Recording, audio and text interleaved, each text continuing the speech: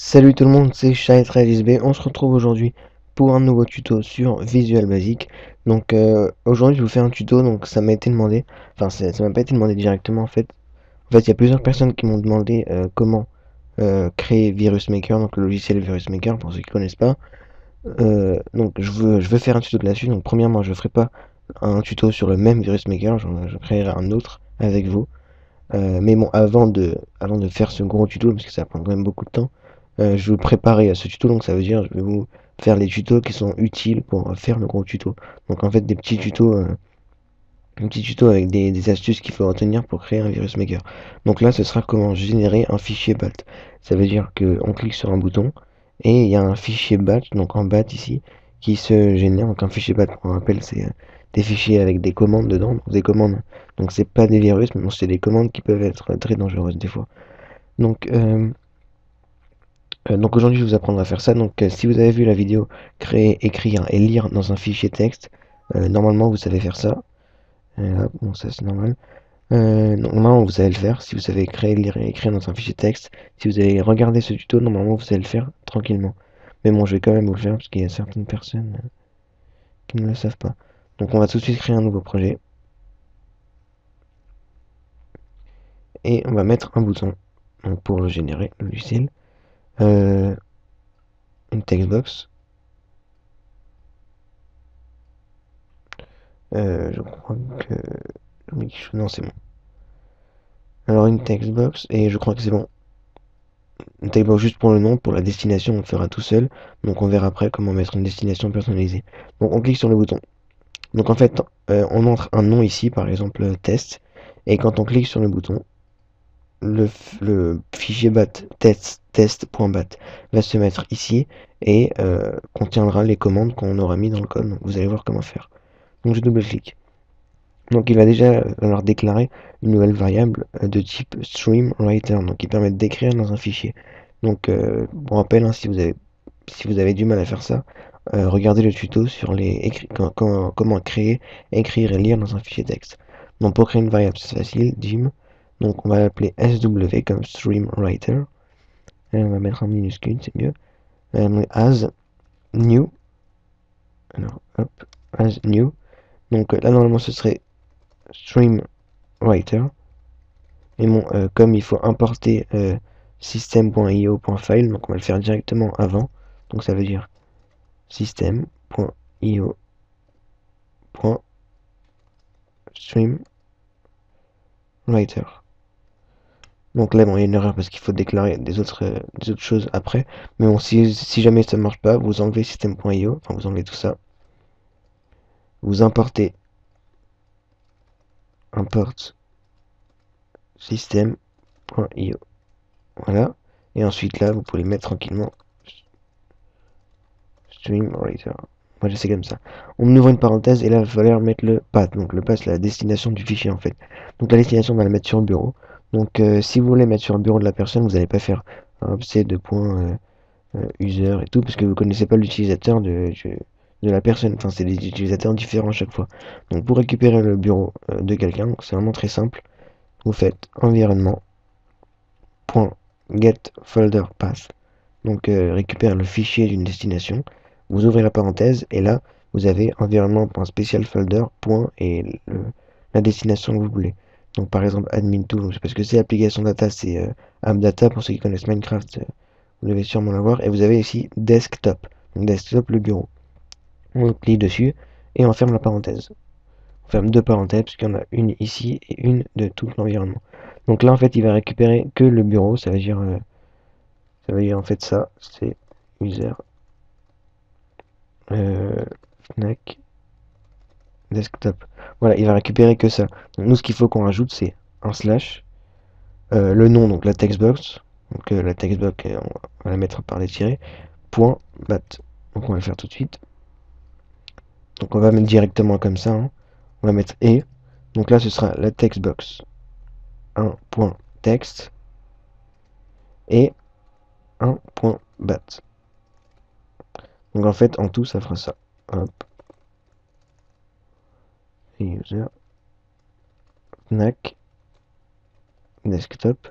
Donc voilà, donc si l'utilisateur a mis par exemple test dans la textbox, ça fera ça. Donc test, pourquoi? Parce qu'il y a la textbox, et ensuite on rajoute .bat, donc .bat. Et voilà, et ça c'est le répertoire du virus qui va être créé, enfin du virus, du fichier bat en fait. Une fois qu'on a déclaré cette variable, on va pouvoir l'utiliser pour écrire dans le fichier. Donc pour écrire, c'est très simple, vous faites sw.writeLine. Donc writeLine, très important, pas write, puisque write, il va écrire tout à la suite. Donc si vous mettez @echo of start et tout, il va écrire @echo of start sur la même ligne. Alors que si vous mettez writeLine, il va sauter une ligne à chaque commande. Donc sw, donc pour qu'on appelle la variable qu'on a déclarée ici, .writeLine, et là vous mettez la ligne que vous voulez écrire. Donc nous, on va mettre @echo of. Donc ça c'est du langage batch. Pour ceux qui connaissent pas, allez voir, il y a beaucoup de tutos sur internet. Donc ça commence toujours par @echo of si on veut cacher les commandes qu'on a mis. Donc on va faire un copier et là on va mettre par exemple start. On va créer un fichier qui va lancer plusieurs fois le cmd. Cmd, la fenêtre noire. Donc on copie ça. Hop, voilà, on a mis à peu près. Là c'est bon. Ensuite, très important, à la fin, bon je vais vous montrer d'abord. Comme ça. Hop, je teste. Oui, je crois que je me suis trompé. Là, en fait, voilà, comme je l'ai dit tout à l'heure, je sais pas si ça marche comme ça, non. Hop. Là, en fait, ce qu'on a mis là, environnement.getFolderPath, etc., desktop, il va récupérer ça. Il va Fnac, desktop, voilà, il va récupérer ça. Mais il n'y aura pas le slash. Donc, nous, ce qu'on a mis, c'est qu'il mette le desktop et ensuite directement la textbox. Donc, ça fera test.bat. Donc, il faut rajouter un slash entre desktop et la textbox. Donc, juste après desktop, vous mettez un et, on ouvre les guillemets et on met un slash. Comme ça. Voilà. Mais on peut tester. Donc si je mets test, j'appuie sur le bouton. Hop. Donc voilà, il est créé. Par contre, je ne peux pas le copier, par exemple, le déplacer. Vous allez voir pourquoi. Donc déjà, on va bien vérifier qu'il a pas... Voilà, donc déjà, il n'y a rien dedans. Et en plus, je ne peux pas... Je peux pas, voilà. Je peux pas le déplacer dans un autre dossier. Pourquoi? Donc pourquoi c'est très simple? Parce qu'il est utilisé par ce logiciel. Le logiciel utilise ce fichier, donc aucun autre logiciel ne peut l'utiliser en même temps. Donc donc déjà pour régler ça, il faut fermer le logiciel. Donc ensuite c'est bon. Donc même pas. D'ailleurs je sais pas pourquoi. Je crois qu'il faut vraiment le fermer. Et une fois qu'on l'a fermé, on pourra bien sûr le déplacer, puisque le logiciel ne l'utilise plus. Donc on va le supprimer. Donc pour que le logiciel ne l'utilise plus sans être obligé de le fermer, on va faire sw. Donc on appelle rien point et close. Donc fermer. Il va fermer le fichier. Il va dire à l'ordinateur c'est bon, je m'occupe plus, tu peux faire ce que tu veux avec en fait. Donc on va remettre par exemple un autre salut. Je clique. Donc là je peux très bien le déplacer. Le logiciel ne l'utilise plus même s'il reste ouvert. Et donc normalement, quand je fais modifier, voilà, les commandes que j'ai mis sont affichées. Donc vraiment c'est très important de mettre sw.close. On va quand même tester le fichier. Voilà, il en ouvre plein. Donc voilà. Hop. Donc maintenant, on va un peu pousser ce qu'on a fait. Enfin un tout petit peu. On va faire en sorte qu'on puisse appuyer sur un bouton. Et euh, donc, ça, on va quand même changer pour ceux qui galéraient un peu. Générer. Et on va mettre choisir la destination.